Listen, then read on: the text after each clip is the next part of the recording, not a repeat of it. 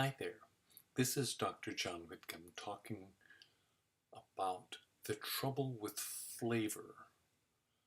There's a brilliant new book written by Mark Spitzker called The Dorito Effect, which talks about flavor.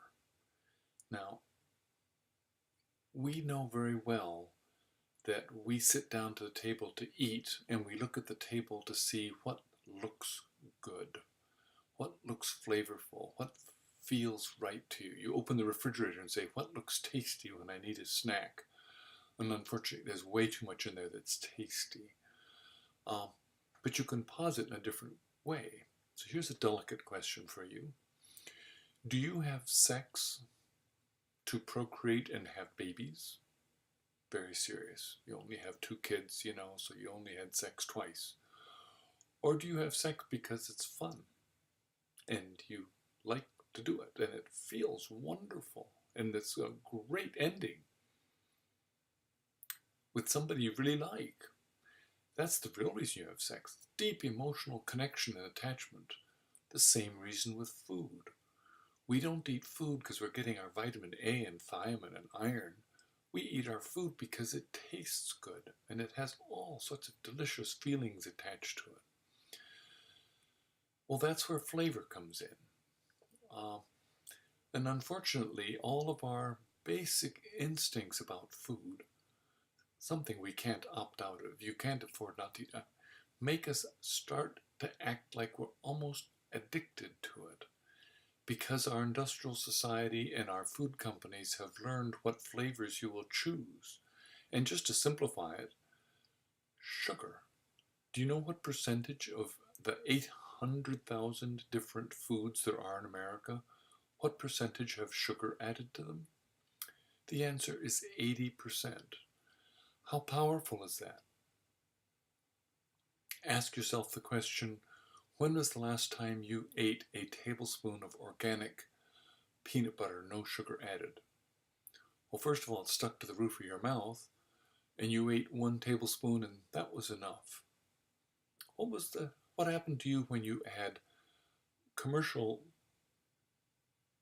peanut butter and put a tablespoon in? How long was it before you took a 2nd tablespoon? Were you aware of the sweet flavor that was there? You can say the same thing of ketchup, of most any soups, anything that comes in a can or a package has sugar added to it. And that sugar is setting off all sorts of very primal relationships with your brain. Sugar is so important it's actually on our tongues. But through most of human history, when did we get sugar? Well, sugar meant extremely valuable nutrition. That was fruit that came at the end of the growing season, right before the long dry season in Africa or the cold season in Europe and Asia, at which time you were meant to gorge on that ripe fruit and put on as much weight as you possibly can, because for the next 6 months there's not going to be extra calories. With modern civilization, we have sugar year-round. But it was only 400 years ago we started growing it. It's only been in the last 100 years that we've taken ourselves from 15 pounds a year to 150 pounds a year. 200 years ago, we were only eating 1 or 2 pounds a year each. Now it's 10% of our calories because we eat more. That's what flavor's about.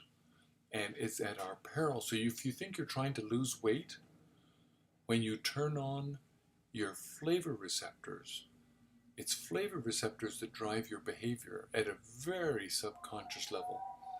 We need to explore this more. It's that important a topic. So we'll talk more about it for a couple more weeks. But for now, think about how much sugar hijacks you and makes you eat more. If you're trying to lose weight, the first step is stop eating sugar. This is Dr. John Whitcomb finishing up with the trouble with flavor. Sweet.